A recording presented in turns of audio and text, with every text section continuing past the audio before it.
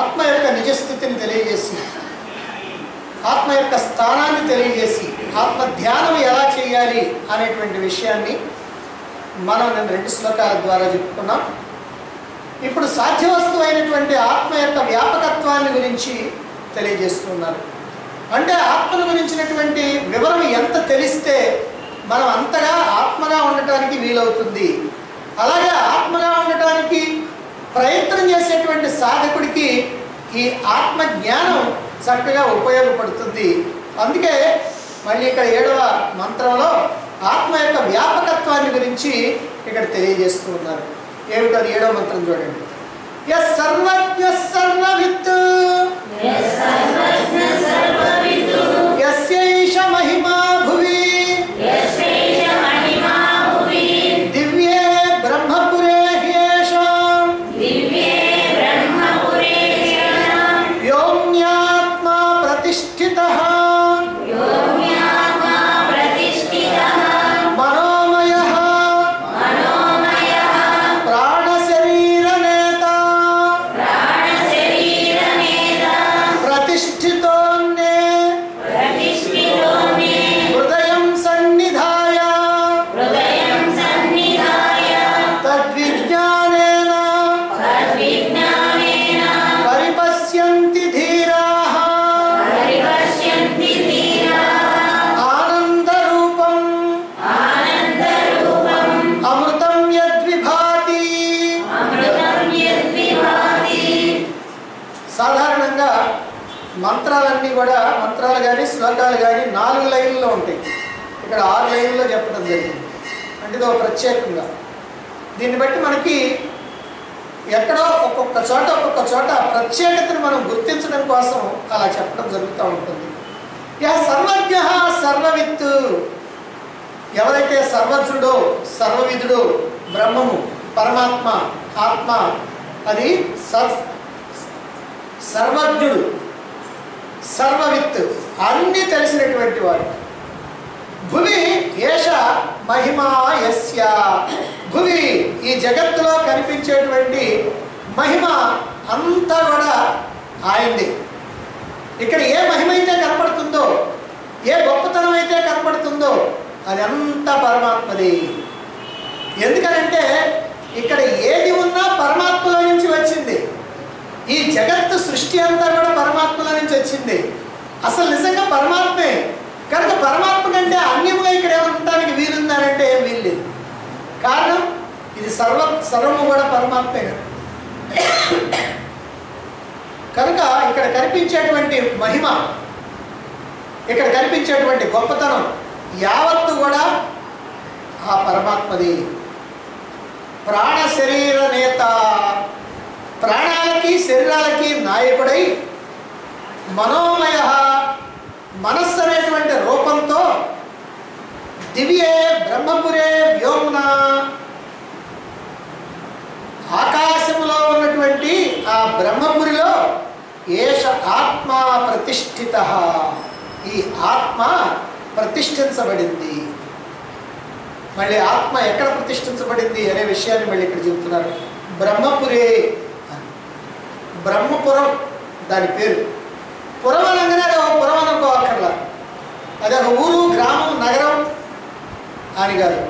బ్రహ్మం ఉన్నటువంటిదంతా బ్రహ్మపురం అంతే. బ్రహ్మం ఎక్కడుంది? సర్వత్రా ఉంది కనుక బ్రహ్మపురం కూడా సర్వత్రా ఉంది.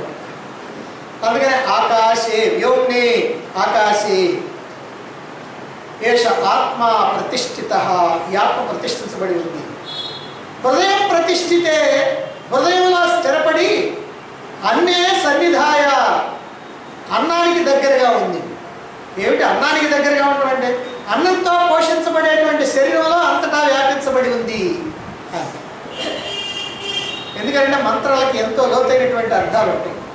అది ఉన్నట్టుగా తీసుకుంటే అన్నానికి దగ్గరగా ఉంది అని అంటే ఏమిటంటే అన్నానికి దగ్గరగా ఉంటామని. కాబట్టి అన్నంతో పోషించబడేటువంటిది దేహం. అందుకని దీన్ని అన్నమయ కోశం అని అన్నారు. కాబట్టి ఈ అన్నంతో పోషించబడేటువంటి శరీరంలో అంతటా కూడా వ్యాపించబడి ఉన్నటువంటిది ఆ పరమాత్మ.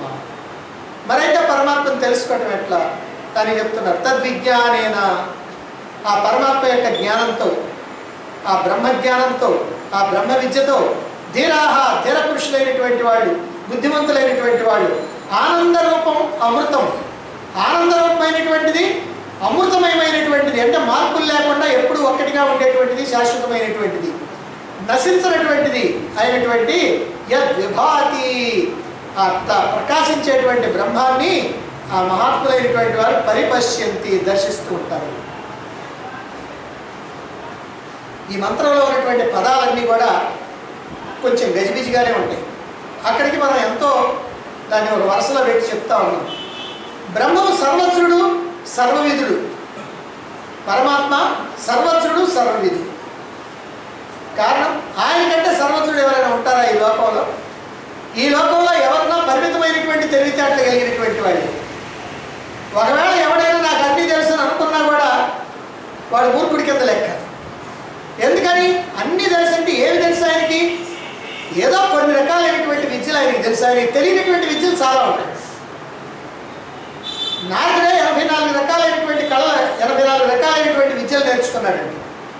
ఆయనకంటే విద్యలు ఎక్కువ నేర్చుకున్నటువంటి వాడు ఎవరు లేరు. మరి ఆయన అదిగో ఆ సరస్వతి దేవికి భక్తుడు, బ్రహ్మదేవుడికి పుత్రుడు. అంటే దీనికి అంతు లేదు, ఈ జ్ఞానానికి అంతు లేదు. అందువల్ల సర్వజ్ఞానం నాకు తెలుసు, నేను సర్వజ్ఞుడిని, సర్వవిత్తు అని అంటే కుదరదు. నువ్వు సర్వజ్ఞుడివి, సర్వవిత్తువే.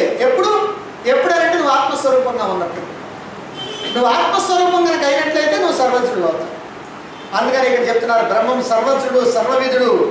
ఈ జగత్తులో కనిపించేటువంటి మహిమ అంతా కూడా ఆయనదే.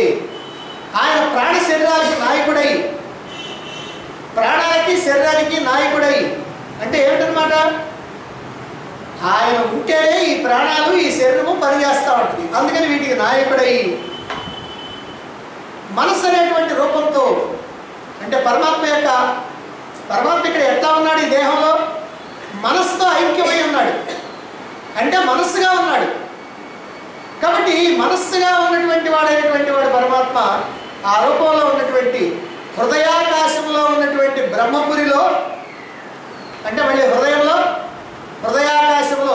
ఉన్నటువంటి ఆ ఖాళీ ప్రదేశంలో ఉన్నటువంటి బ్రహ్మపురిలో ప్రతిష్ఠితుడై ఉన్నాడు. అన్నంతో పోషించబడేటువంటి శరీరంలో వ్యాపించి ఉన్నాడు.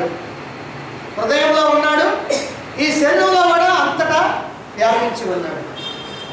మరి బ్రహ్మము యొక్క పరిపూర్ణ జ్ఞానాన్ని పొంది ధీర పురుషుడు ఆనంద స్వరూపుడై అమృతతుల్యుడై ఉన్నటువంటి ఆ పరమాత్మని దర్శిస్తున్నారు. ఇది పరమాత్మ యొక్క వ్యాపకత్వం, పరమాత్మ యొక్క స్థితి. పరమాత్మ తనంతటి తానుగా ఉండాల. ఇక్కడ జగద్ రూపంలో ఉన్నాడు, ఇక్కడ జీవుడి రూపంలో ఉన్నాడు.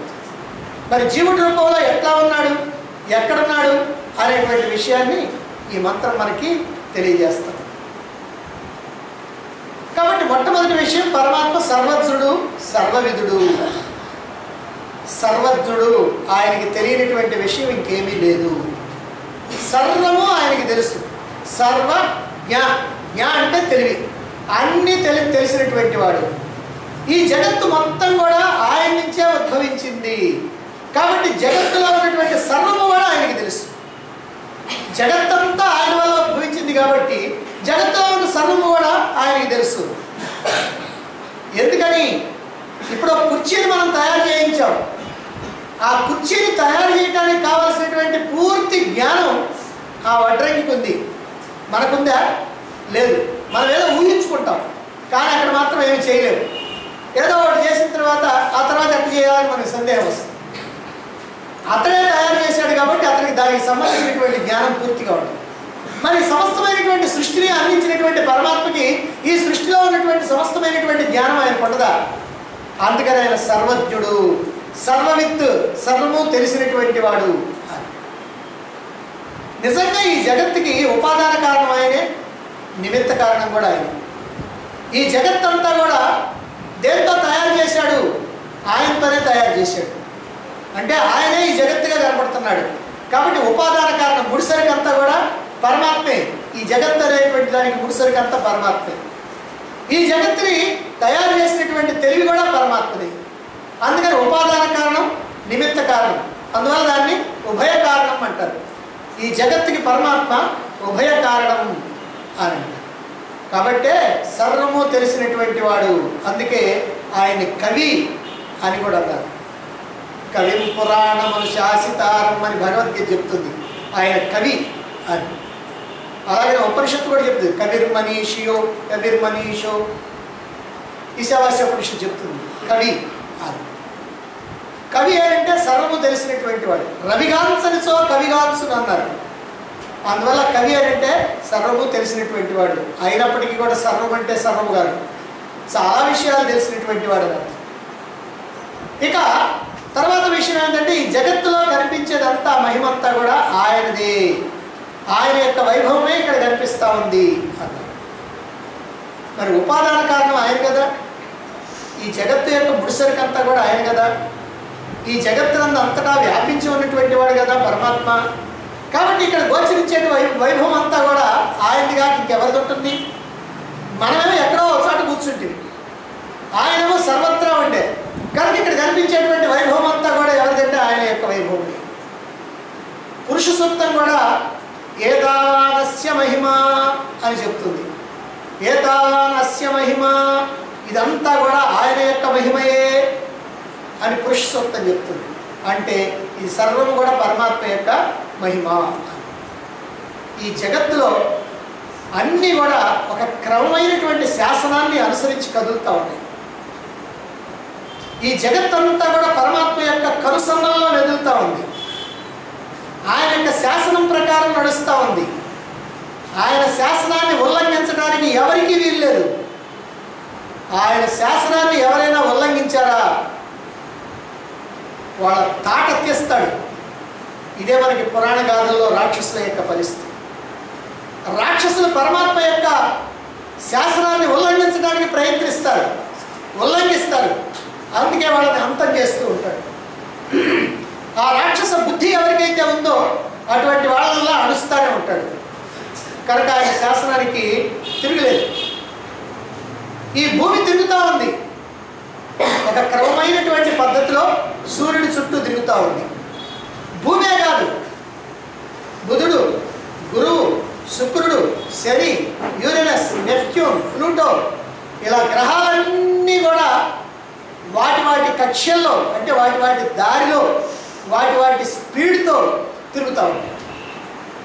ఏమంటే భూమి సూర్యుడి చుట్టూ తిరగడానికి ఎంతకాలం పట్టుద్ది అంటే 365 రోజులు 6 గంటలు చివరి పట్టుద్ది. ఏ సంవత్సరమైనా సరే అట్లనే తిరుగుద్ది.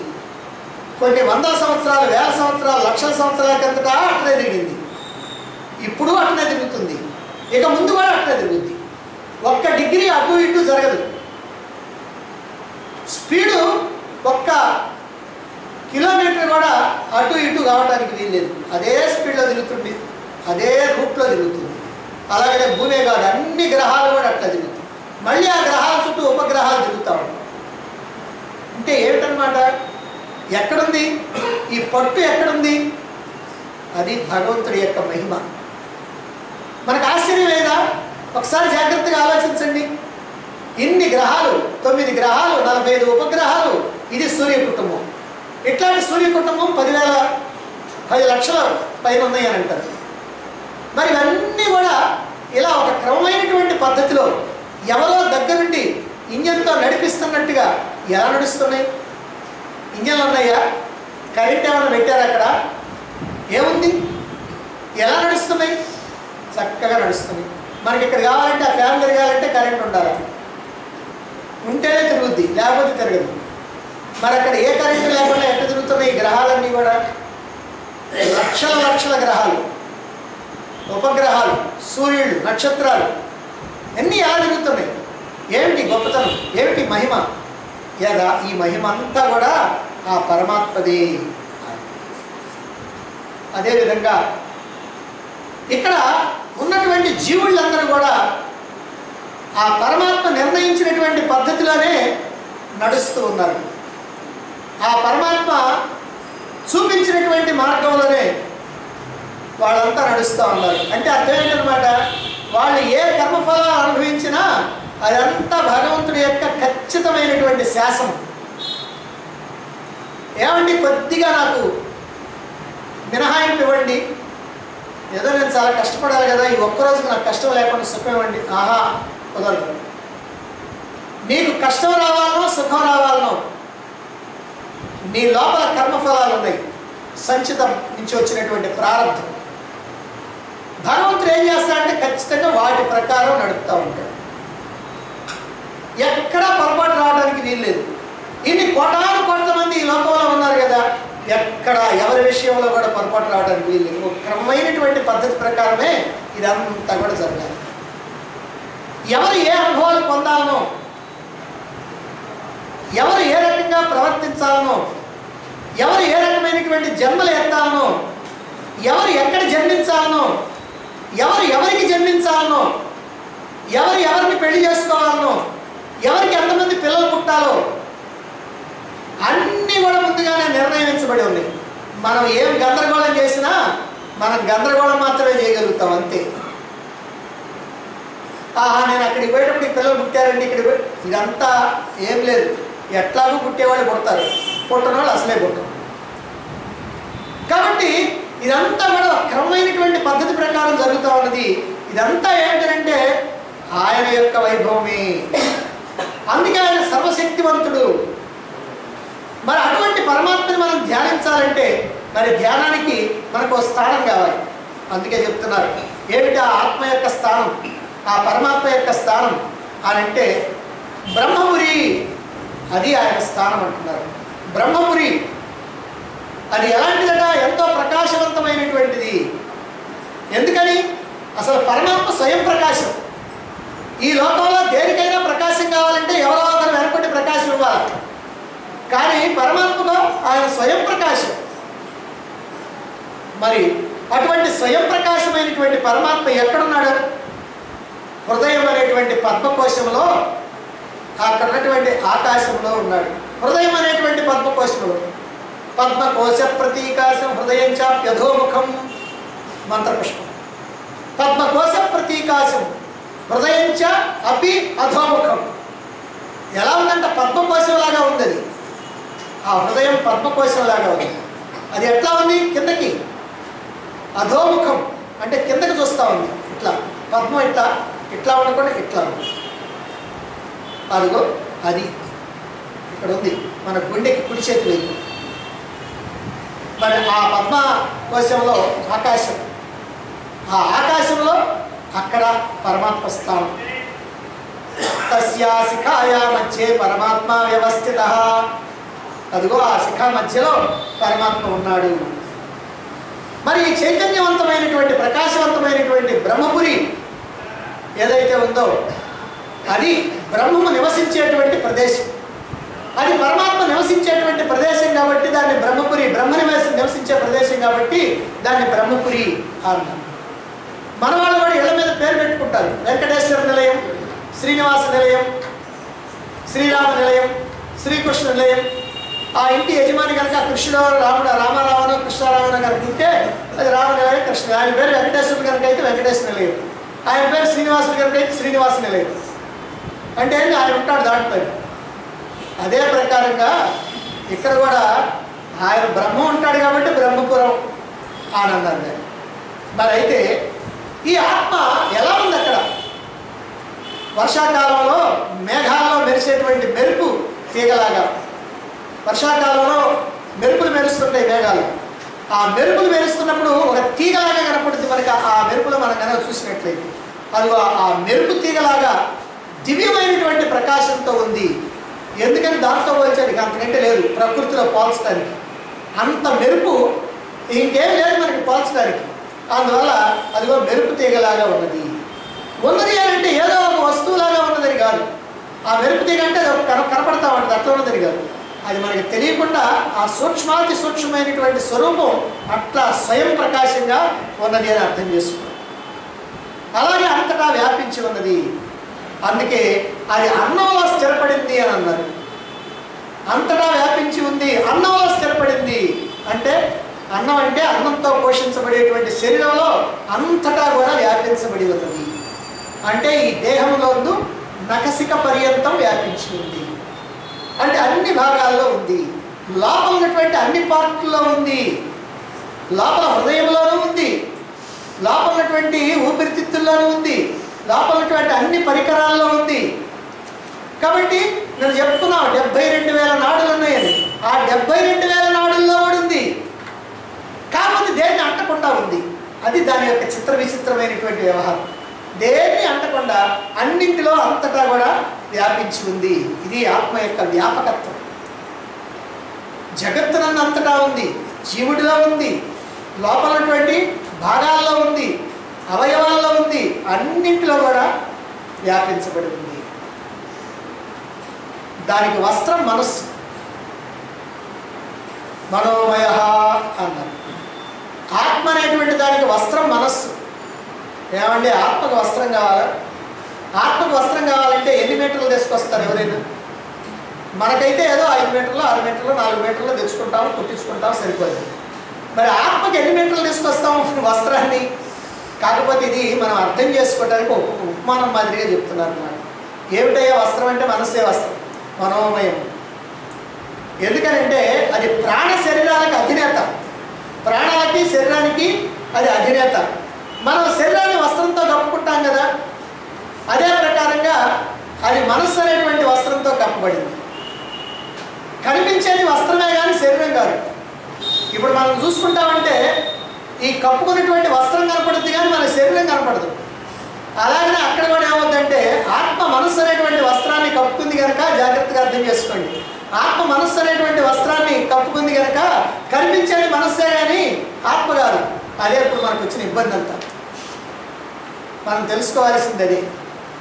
ఆత్మ మనస్సులో చేరింది, మనస్సుగా ఉంది. మనం మనస్సును చూస్తున్నాం, ఆత్మను చూడలేకపోతున్నాం.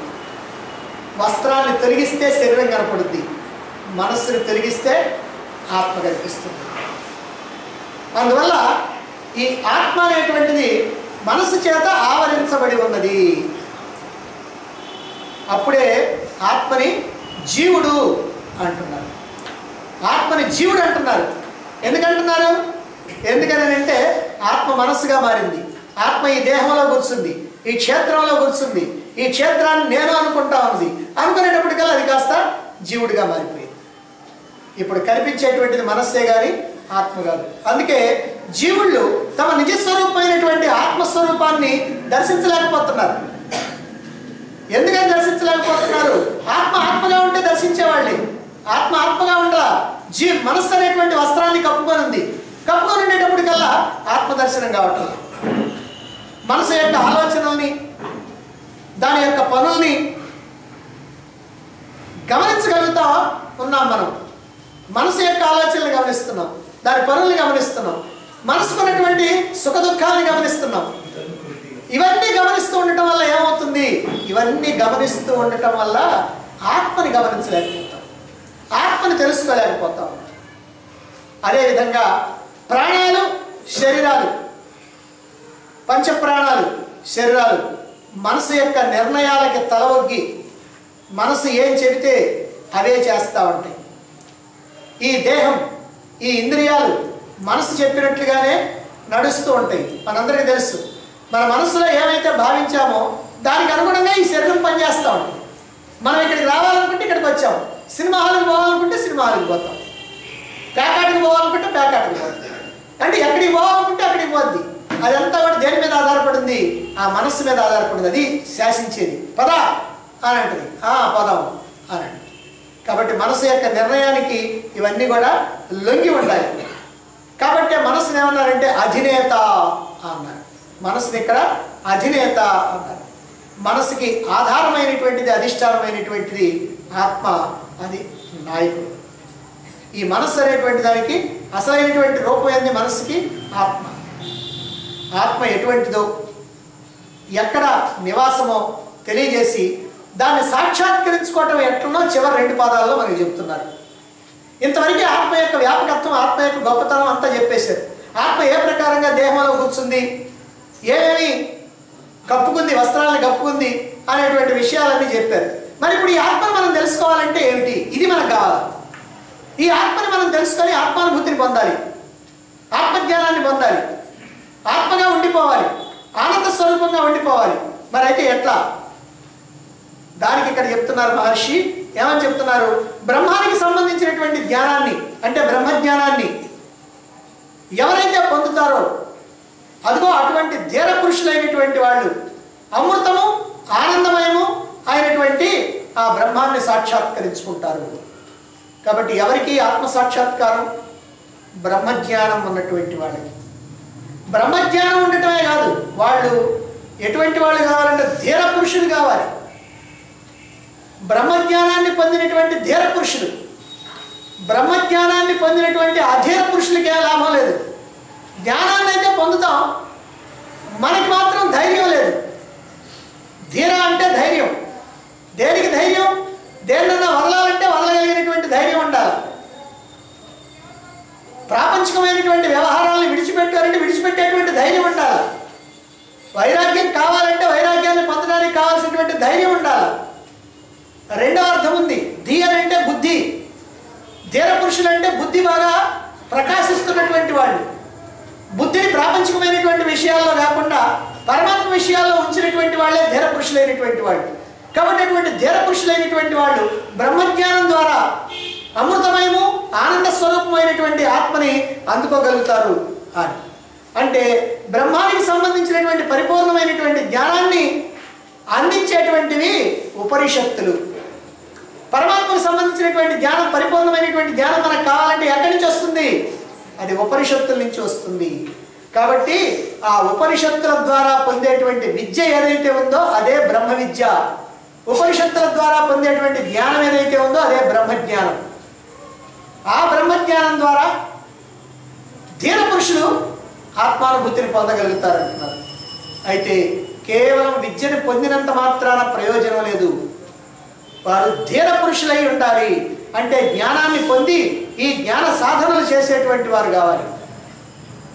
హృదయాకాశంలో ప్రతిష్ఠితమై ఉన్నటువంటి జ్యోతి స్వరూపంగా ఉన్నటువంటి ఆత్మని ధ్యానించాలి. మనం ఎంత దూరం అయినా చివరికి ఇక్కడికి రావాలి. వేదాంతంలో ఏమిటంటే ఆ ఆత్మను నేనే, సోహం అనేటువంటి భావానికి మనం రాక తప్పదు. అందువల్ల ఈ ధ్యాన సాధనని మనం సాగించాలి. ధ్యాన సాధనతో పాటు జ్ఞాన సాధనలు కూడా సాగించాలి. అంటే ధ్యానము జ్ఞానము ఆ రెండు కావాలి. అటువంటి సాధకులకి ఎన్నో రకాలైనటువంటి కష్టాలు ఆటంకాలు ఎదురవుతూ ఉంటాయి. అయినా సరే వాటన్నింటినీ కూడా అధిగమించి ధైర్యంతో ముందుకు సాగాలి. అటువంటి వారే ధీర పురుషులు. ఏమిటయ్యో వాళ్ళ ధైర్యం అని అంటే ఎన్ని ఆటంకాలు వచ్చినా ముందుకు పోవటం. పరమ భక్తాగ్రేసరులైనటువంటి వాళ్ళ యొక్క చరిత్రలు చూడండి. అందరికీ కూడా అనేకమైనటువంటి బాధలు, అనేకమైనటువంటి కష్టాలు, భగవంతుడు పెట్టే పరీక్షలు అనుకుంటారు వాళ్ళు. అనుకొని అన్నిటినీ కూడా నిర్లిప్తంగా తోసివతల బారేసి ఆ భగవంతుడి కోసమే తప్పిస్తూ ఉంటారు వాళ్ళు భక్తులు. అలాగే జ్ఞాన మార్గంలో ఉన్నటువంటి వాళ్ళల్లో కూడా, జ్ఞాన సాధనలు చేసేటువంటి వాళ్ళల్లో కూడా ఎన్నో రకాలైనటువంటి ఆటంకాలు వస్తూ ఉంటాయి. ఈ ఆటంకాలు వచ్చినప్పటికి కూడా ఈ ఆటంకాలన్నీ కూడా భగవంతుడు నాకు పెట్టినటువంటి పరీక్షలు, దీనిలో నేను నెగ్గాలి అనేటువంటి పట్టుదలతో దృఢమైనటువంటి దీక్షతో ముందుకు పోవాల్సినటువంటి అవసరం ఉంది. అందుకని ఇక్కడ ధీర పురుషులు అని చెప్తున్నారు. జ్ఞాన సాధనానాం భావన పరిపాక నిమిత్తం తత్వజ్ఞానం అన్నారు శంకరాచార్యుల వారు గీతా భాష్యంలో. జ్ఞాన సాధనలు అనేటువంటివి పరిపక్వం చెందగానే తత్వజ్ఞాన అనుభూతి కలుగుతుంది అని. అంటే మనం సాధనలు చేస్తూ ఉంటాం, జ్ఞాన సాధనలు చేస్తూ ఉంటాం. ఈ జ్ఞాన సాధనలు చేస్తూ ఉంటే ఏమిటి జ్ఞాన సాధనలు అంటే? జ్ఞాన సాధనలు అంటే ఆత్మనిష్టలో ఉండటం, లేదా సాక్షి భావనలో ఉండటం, లేదా ఆత్మతో అనుసంధానమై ఉండటం. ఇవి ఏవైతే మనం జ్ఞాన సాధనలు చేస్తున్నామో అవి ఎప్పుడైతే పరిపక్వం చెందుతాయో అప్పుడే ఆత్మానుభూతి. ఈ సాధనలు పరిపక్వం చెందితే ఆత్మానుభూతి. అది పరిపక్వం చెందేదాకా మనం చేయటం ధీర పురుషులు అవుతాం, అది ధీరత్వం. కాబట్టి ఇదిగో ఇలాగా ఆదిశంకర్ల వారి గీతా భాష్యంలో ఈ విషయాన్ని తెలియజేయడం జరిగింది. కాబట్టి ఎవరైతే మనస్సుని ఏకాగ్రం చేసి బుద్ధిని శుద్ధం చేసి సాధనలు సాగించారో అదిగో అటువంటి వారికి పరిపాక దశలో, అంటే ఆ పరిపక్వ దశలో ఆత్మానుభూతి కలుగుతుంది. ఇక ఆత్మని ఏం చెప్తున్నారు ఇక్కడ? ఆనందమయము, అమృతమయము.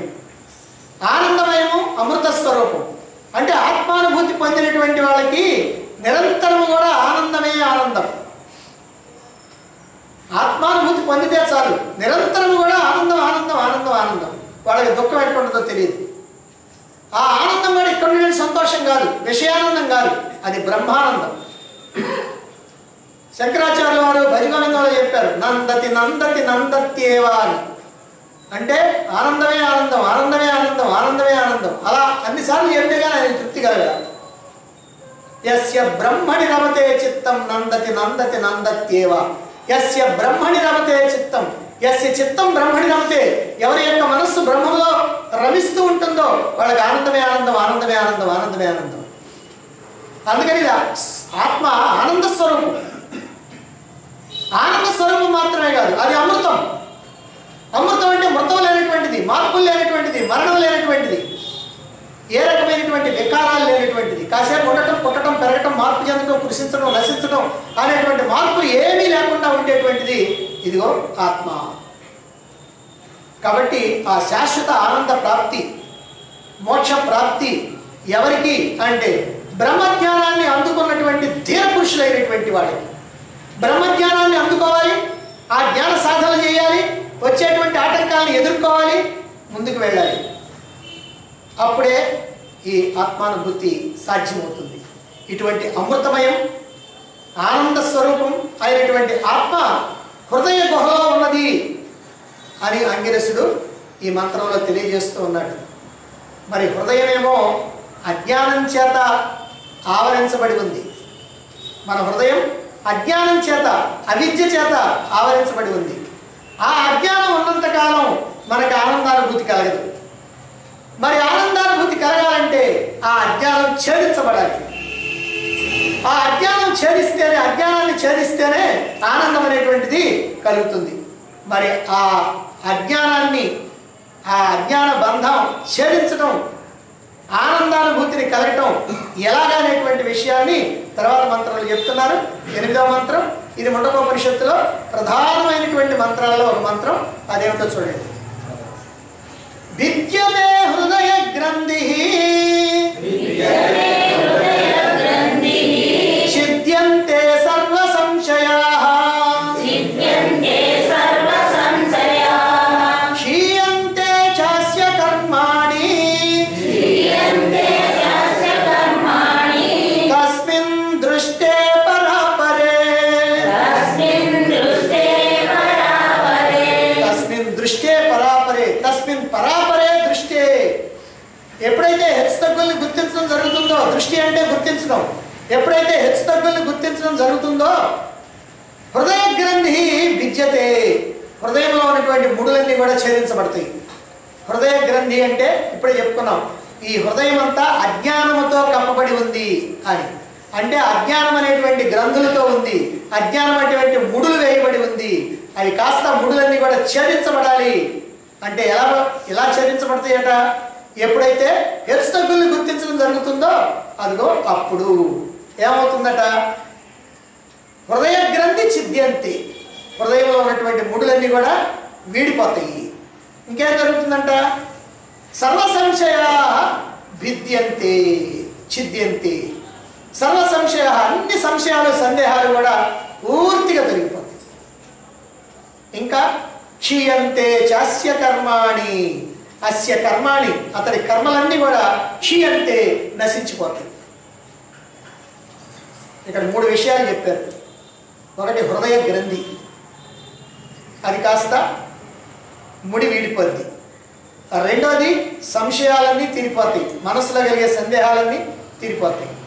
దేహంతో చేసినటువంటి కర్మలు ఏవైతే ఉన్నాయో ఆ కర్మలన్నీ రద్దయిపోతాయి. 3 రద్దయిపోతే ఇంకేం మిగులుతాయి? కాబట్టి జన్మెత్తాల్సిన పని లేదు. అందుకనే ఆనందం. కనుక ఎప్పుడైతే హెచ్చుతగ్గుల్ని గుర్తించడం జరుగుతుందో, ఇక్కడ ఈ పదమే ప్రధానమైనటువంటిది, హెచ్చుతగ్గుల్ని గుర్తించడం జరుగుతుందో అజ్ఞానపు ముడి వీడిపోతుంది, అన్ని సందేహాలు తీరిపోతాయి, అతని యొక్క కర్మలన్నీ కూడా నశించిపోతాయి అని మనకి ఇక్కడ తెలియజేస్తూ ఉన్నారు. నేను ఆత్మను అని మనం మర్చిపోవటమే అవిద్య లేదా అజ్ఞానం. ఏమిటయ్యా మన అజ్ఞానం? నేను ఆత్మను మర్చిపోవటం అజ్ఞానం. అలా మర్చిపోయి అనేకమైనటువంటి జన్మలు ఎత్తుతా ఉన్నాం. మరి అవిద్య లేదా అజ్ఞానం తొలిగేది ఎట్లా? సరే, ఈ అజ్ఞానం అది. ఈ అజ్ఞానం ఎట్లా జరుగుతుంది? ఆత్మజ్ఞానంతో జరుగుతుంది. ఆత్మజ్ఞానం అంటే నేను ఆత్మను అనేటువంటి జ్ఞానం. అయ్యా, నేను దేహాన్ని అనేటువంటి అజ్ఞానం కలగాలంటే నేను ఆత్మను అనేటువంటి జ్ఞానం నీకు కావాలి. నేను ఆత్మను అనేటువంటి జ్ఞానం లేకుండా నీకు పోతే నేను ఆత్మను అనేటువంటి జ్ఞానంతో దాన్ని తెచ్చుకోవాలి. కాబట్టి ఇక్కడ నేను ఆత్మను అనేటువంటి జ్ఞానం కావాలి. నన్ను నేను ఎప్పుడైతే మర్చిపోయానో, నా స్వరూపాన్ని ఎప్పుడైతే మర్చిపోయానో, నేను ఆత్మను ఎప్పుడైతే మర్చిపోయానో, ఈ క్షేత్రమే నేను అనుకుంటున్నాను, ఈ దేహమే నేను అనుకుంటున్నాను. క్షేత్రం అంటే స్థూల సూక్ష్మ కారణ శరీరాలు మూడు కూడా. కాబట్టి ఈ మూడు శరీరాలు, స్థూల సూక్ష్మ కారణ శరీరాలు మూడు కూడా నేనే అని అనుకుంటున్నా. ఇదే మన అజ్ఞానం. కారణ శరీరంలో ఏమున్నాయి? వాసనలు ఉన్నాయి. వాసనలు అంటే ఏమిటి? తీరని కోరికలు, చేసినటువంటి సంకల్పాలు, పొందినటువంటి అనుభవాల యొక్క జ్ఞాపకాలు, ఇవన్నీ కూడా వాసనలు, ముద్రలు అని అంటారు. ఈ వాసనలు ప్రేరేపిస్తూ ఉంటే మనోబుద్ధులు పనిచేస్తూ ఉంటాయి. ఆ వాసనలు ప్రేరేపిస్తూ ఉంటే మనోబుద్ధులు పనిచేస్తూ ఉంటాయి. అంటే కారణ శరీరం యొక్క ప్రేరణతో సూక్ష్మ శరీరం పనిచేస్తూ ఉంటుంది. సరే, మనోబుద్ధులు ఏం చేస్తున్నాయి? పనిచేయటం అంటే ఈ ప్రపంచాన్ని చూస్తూ ఉంటాయి. ఈ ప్రపంచంలో ఉన్నటువంటి విషయాలను తెలుసుకుంటూ ఉంటాయి. ఈ ఇంద్రియాల ద్వారా తెలుసుకుంటూ ఉంటాయి. ప్రపంచంలో ఉన్నటువంటి ద్వంద్వాలను చూస్తూ ఉంటాయి. లాభ నష్టాలు, సుఖ దుఃఖాలు, మానవమానాలు, జయాపజయాలు, శీతోష్టాలు, ఇవన్నీ కూడా ద్వంద్వాలు. ఈ ద్వంద్వాలను చూస్తూ ఉంటాయి. ఇది ఎలా చూస్తుంటాయి? రాగద్వేషాలతో చూస్తూ ఉంటాయి. లాభం అయితే రాగం, నష్టమైతే ద్వేషం, మానం అయితే రాగం, అవమానం అయితే ద్వేషం. నాకు వద్దండి అవమానం, నాకు మానం కావాలి. కాబట్టి ఈ మానవమానాలు, ఈ లాభ నష్టాలు, జయాపజయాలు, జయం అయితే నాకు కావాలి, అపజయం అయితే నాకు వద్దు, జయం అయితే రాగం, అపజయం అయితే ద్వేషం. ఈ ప్రకారంగా రాగద్వేషాలతో మనస్సు ఈ ప్రపంచాన్ని చూస్తూ ఉంది. ఎప్పుడైతే రాగద్వేషాలతో ఈ ప్రపంచాన్ని చూస్తున్నదో అప్పుడు ఈ ద్వంద్వాలకు సంబంధించినటువంటి సమాచారాన్ని బుద్ధి విశ్లేషణ చేస్తుంది. ఆ విశ్లేషణ చేసి ఒకటేమో కావాలంటుంది, ఒకటేమో అక్కర్లేదంటుంది. మంచి అయితే కావాలి, చెడు అయితే నాకు అక్కర్లా. సుఖమైతే నాకు కావాలి, దుఃఖం అయితే నాకు అక్కర్లా. ఈ ప్రకారంగా లోపల ఉన్నటువంటి కారణ శరీరం యొక్క ప్రేరణతో సూక్ష్మ శరీరమైనటువంటి ఈ మనస్సు ఈ ప్రపంచంలో పడుతుంది, అనుభవాలు పొందుతుంది. ఈ అనుభవాలను విశ్లేషణ చేస్తుంది బుద్ధి. ఒకటి కావాలంటుంది, ఒకటి అక్కర్లేదంటుంది. ఒకదాన్ని పట్టుకుంటుంది, మరొకదాన్ని వదిలేస్తూ ఉంటుంది. ఇలా చేస్తూ ఉన్నప్పుడు అనేకమైనటువంటి సందేహాలు వచ్చేటువంటి అవకాశం ఉంది. ఇప్పుడు నేను కావాలనాలా, వద్దననాలా, ఇది అసలు మంచా చెడ్డా, ఇది అవసరమా అవసరం లేదా అనేటువంటి సందేహాలు, సంశయాలు వస్తూ ఉంటాయి. మరి ఇలా వచ్చినప్పుడు వాటిలో కొన్ని పొందడానికి కానీ, కొన్ని వదిలేయడానికి కానీ అనేక రకమైనటువంటి కర్మల్ని ఈ శరీరం చేస్తుంది. ఇదిగో ఇది నాకు కావాలి అనుకున్నప్పుడు దానికోసం ఈ శరీరం కర్మ చేయాలి. ఇది నాకు వద్దు అని అనుకున్నప్పుడు ఇది కనుక వస్తూ ఉంటే దాన్ని తొలగించుకోవడానికి కూడా కర్మ చేయాల్సినటువంటి అవసరం. కర్మలు ఎప్పుడైతే చేసావో కర్మఫలాలు కూడా పెట్టబడతాయి. కర్మఫలాలు ఎప్పుడైతే వచ్చినాయో వాటి కారణంగా మళ్ళీ మళ్ళీ జన్మలు వస్తూ ఉంటాయి. అంటే ఈ ప్రకారంగా జనన మరణ చక్రంలో ఇరుక్కుంటున్నాం. ఎవరు ఆత్మ ఈ స్థూల సూక్ష్మ కారణ శరీరాల్లో కూర్చొని తనను తాను మర్చిపోయి నేను జీవుణ్ణి అనుకొని ఈ జనన మరణ చక్రంలో ఇరుక్కుపోతా ఉంది, బంధంలో ఇరుక్కుపోతా ఉంది. ఇలా బుద్ధిలోనేమో అజ్ఞానం, మనస్సులోనేమో సంశయాలు లేదా రాగద్వేషాలు, దేహం ద్వారా జరిగేటువంటి కర్మలు, ఇవన్నీ కూడా ఎలా జరుగుతున్నాయి? అజ్ఞానం వల్ల జరుగుతున్నాయి. ఇవన్నీ మనం అజ్ఞానం వల్ల చేస్తూ ఉన్నాం. నువ్వు ఎంత గొప్ప పనులు చేసినా అజ్ఞానమే. ప్రధానమంత్రి పదవిలో కూర్చున్నా అజ్ఞానమే. లేదా ఏమీ చేయకుండా ఇంట్లో పడుకొని నిద్రపోయినా అజ్ఞానమే. నాకేదైనా కావాలనుకున్నా అజ్ఞానమే, ఏదైనా వద్దనుకున్నా అజ్ఞానమే. ఈ మొత్తం అజ్ఞానంలోనే. కాబట్టి సమస్తమైనటువంటి కర్మలు అజ్ఞానంలో జరిగిపోతా ఉన్నాయి. ఎప్పుడైతే ఈ రాగద్వేషాల యొక్క హెచ్చుతగ్గుల్ని మనం గుర్తిస్తామో, ఇది హెచ్చుతగ్గులండి. ఈ హెచ్చుతగ్గుల్ని ఎప్పుడైతే గుర్తించడం జరిగిందో వీటన్నిటికీ కారణం అవిద్య, అజ్ఞానం అని తెలిసిందో, ఇప్పుడైనా మనం అనుకుంటున్నాం కదా దేనికి కారణం అని అంటే ఇక్కడ మనం ఏదో ఒక పని చేస్తున్నాం, అది కావాలనుకుంటున్నాం, ఒక పని చేస్తున్నాం, ఇది వద్దనుకుంటున్నాం, ఒకరితో పోట్లాడుతున్నాం, ఒకరితో మాట్లాడుతున్నాం, ఒకడంటే ఇష్టం అంటున్నాం, ఒకడంటే కష్టం అంటున్నాం, ఒకడిని కౌగిలించుకుంటున్నాం, ఒకడినేమో దూరంగా నెట్టేస్తున్నాం. వీటన్నిటికీ కారణం ఏమిటి? అజ్ఞానం. కాబట్టి అజ్ఞానాన్ని మనం ఎప్పుడైతే గుర్తించామో, ఇదంతా అజ్ఞానం కనుకైతే మనం ఏం చేయాలి? అప్పుడు దీన్ని తొలగించుకోవాలి, ఈ అజ్ఞానాన్ని తొలగించుకోవాలి. అంటే హెచ్చు తగ్గుల్ని కనుక మనం గమనించినప్పుడు ఈ అజ్ఞానాన్ని తొలగించుకోవాలనిపిస్తుంది. ఎప్పుడైతే దీన్ని కాస్త తొలగించుకోవడం జరిగిందో, ఈ మొత్తానికి వెనుకున్నటువంటి ఆధారము అధిష్టానము అయినటువంటి ఆత్మ మీదకి మన యొక్క దృష్టి మళ్ళుతుంది. అంటే ఈ జగత్తులో మనకి కనిపించేవి, వినిపించేవి, మనం చూసేవి, చూడనివి అన్ని రకాలైనటువంటివి ఏవైతే ఉన్నాయో వీటిల్లో ఇరుక్కొని మనం కష్టాలు పడుతున్నాం, దుఃఖాలు పడుతున్నాం, జన్మమరణ చక్రంలో ఇరుక్కున్నాం. వీటన్నిటికి తప్పించుకోవాలి అని మనం అనుకున్నప్పుడు ఎట్లా తప్పించుకోగలుగుతాం అనేటువంటి ఆలోచన వస్తుంది. ఇదంతా అజ్ఞానం కారణంగా అని తెలుస్తుంది. అజ్ఞానం కారణంగా అని తెలిసినప్పుడు అజ్ఞానాన్ని తొలగించుకోవాలి అని తెలుస్తుంది. అజ్ఞానాన్ని తొలగించుకుంటే ఏముంది? ఈ కనిపించే సమస్తానికి కూడా ఆధారంగా ఆత్మ చైతన్యం ఉంది. ఇంతవరకు కారణ శరీరంలో కూర్చొని ఈ వ్యవహారాలన్నీ చేశాం కదా, కాబట్టి ఆ కారణ శరీరాన్ని తొలగించుకుంటే సరిపోతుంది. ఆ ప్రకృతికి వేరైతే సరిపోతుంది. ఆ ప్రకారంగా ఆత్మ మీదకి దృష్టి పడుతుంది. నేను ఆత్మను, అంతేగాని నేను ఈ క్షేత్రాన్ని కాదు అనే నిశ్చయం కలగాలి. ఇలా ఆత్మను తెలియటంతో, నేను ఆత్మను తెలియటంతో నేను క్షేత్రాన్ని కాదు, నేను దేహాన్ని కాదు, మనస్సుని కాదు, ఇంద్రియాలు కాదు, బుద్ధి కాదు, ప్రాణాలు కాదు, ఇవేవి కాదు, నేను కేవలం వీటిలో కూర్చొని ఉండటం వల్ల వీటన్నిటినీ కూడా నేను వస్త్రంలాగా కప్పుకున్నా. కాబట్టి ఇప్పుడు నేను కాస్త వాటిని తొలగిస్తున్నా, నేను నేనుగా ఉంటా, నేను ఆత్మగా ఉంటా అనేటువంటి భావన ఎప్పుడైతే కలిగిందో అప్పుడు అజ్ఞానపు పొరలన్నీ వీడిపోతాయి, అజ్ఞానపు గ్రంథులు, అజ్ఞానపు ముడులు వీడిపోతాయి. హృదయాన్ని ఆవరించినటువంటి అజ్ఞానమే హృదయ గ్రంథి. గ్రంథి అంటే ముడి అని అర్థం. ఎక్కడ పడితే అక్కడ తిరిగేటువంటి కుక్క మెడకి, కుక్క ఎక్కడ పడితే అక్కడ తిరుగుతా ఉంటే దాని మెడకి ఒక తాడు చుట్టి ముడేసేసాం. ఇప్పుడు దాన్ని ఎక్కడ కట్టేస్తే అక్కడ పడి ఉంటుంది. ఈ విషయం మనకు తెలుసుగా, అందుకనే ఉదాహరణ. ఇప్పుడు కుక్క ఉందనుకోండి, ఏడ పడితే ఆడ తిరుగుతూ ఉంటుంది. మనం దానికైనా తిరగకుండా చేయాలంటే ఏం చేయాలి? దాని మెడకి గొలుసో తాడో ఏదో ఒకటి కట్టేసి ముడేసేసి ఓ చాట కనుక ఒక గొంజ కనుక పాతేసామనుకోండి, ఇంకెక్కడికి పోద్ది? అలా పడి ఉంటుంది. ఇంటి ముందు కనుక కట్టేసామనుకోండి, ఇంటికి కాపలా కాస్తా పడి ఉంటుంది. ఇంటి ముందు కట్టేస్తే ఇంటికి కాపలా కాస్తా పడి ఉంటుంది. అలాగే జీవుడికి ఈ అజ్ఞానం అనేటువంటి ముడి పడిపోయింది. ఈ అజ్ఞానం అనేటువంటి ముడి పడిపోయింది. దాంతో దానికి బద్ధుడైపోయి ఈ సంసారం అనే ఇంటికి కాపలా కుక్క అయిపోయాడు. జీవుడు ఈ సంసారం అనేటువంటి ఇంటికి కాపలా కుక్క అయిపోయాడు. దేనికనంటే అజ్ఞానపు ముడి ఇక్కడ పడిపోయింది కాబట్టి, అజ్ఞానం అనేటువంటి తాడుతో ముడేసేశారు కాబట్టి. దాంతో ఇంద్రియాలకు దాసుడై రకరకాలైనటువంటి కర్మలు చేస్తుంటాడు. మరి కుక్క కనుక తాడును తొలగిస్తే అది స్వేచ్ఛగా ఎక్కడికి పడితే అక్కడికి పెరుగుతుంది. అలాగే జీవుడికి కనుక ఈ అజ్ఞానపు ముడి కనుక వీడిపోతే, ఈ అజ్ఞానపు గ్రంథి కనుక వీడిపోతే ఈ సంసారానికి బద్ధుడు కావాల్సిన పనిలా స్వేచ్ఛగా ప్రవర్తిస్తాడు, స్వేచ్ఛగా ఉంటాడు. దేనికి కూడా బందీగాడు. ఈ జనన మరణ చక్రం నుంచి విముక్తి పొందుతాడు, స్వేచ్ఛగా ఉంటాడు. అది ఆత్మానుభూతితో అజ్ఞానపు ముడి కాస్త తొలగిపోతుంది.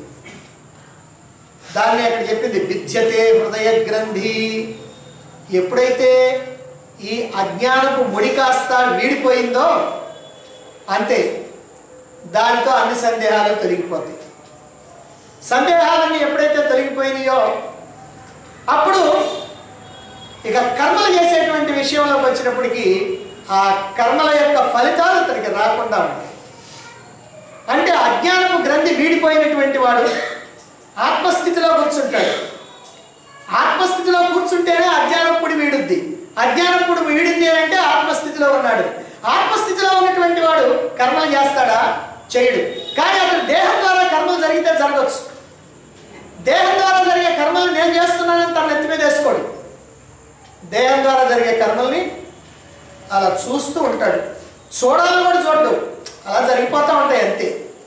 ఇప్పుడు మనం కూడా అంతే. ఇప్పుడు నేను చెప్తూ ఇట్టు అన్నాను అనుకోండి, ఏదో ఈ చేతిని ఇట్టు అనాలని ఇంత ఆలోచన నేనేం చేయలే, ముందు కొంగాలని వెనక్కి కొంగాలని నేనేం అనుకోలే. కానీ అదంతా జరిగిపోతూ ఉంది. ఈ చెప్పేటువంటి విషయానికి అనుగుణంగా ఆ శరీరం అంతా కదిలిపోతూ ఉంది. ఈ శరీరాన్ని ఇట్లా కదలాలని నేను ముందుగానే నిర్ణయించుకొని కూర్చోలే ఇక్కడ. అదే ప్రకారంగా ఈ దేహం ద్వారా జరిగేటువంటి పనులన్నీ కూడా అలా జరిగిపోతూ ఉంటాయి. మహాత్ముడైనటువంటి వాడు, ఆత్మానుభూతి పొందినటువంటి వాడు అలా వాటిని కేవలం గమనిస్తూ ఉంటాడు, కేవల సాక్షిగా అలా ఉంటాడు.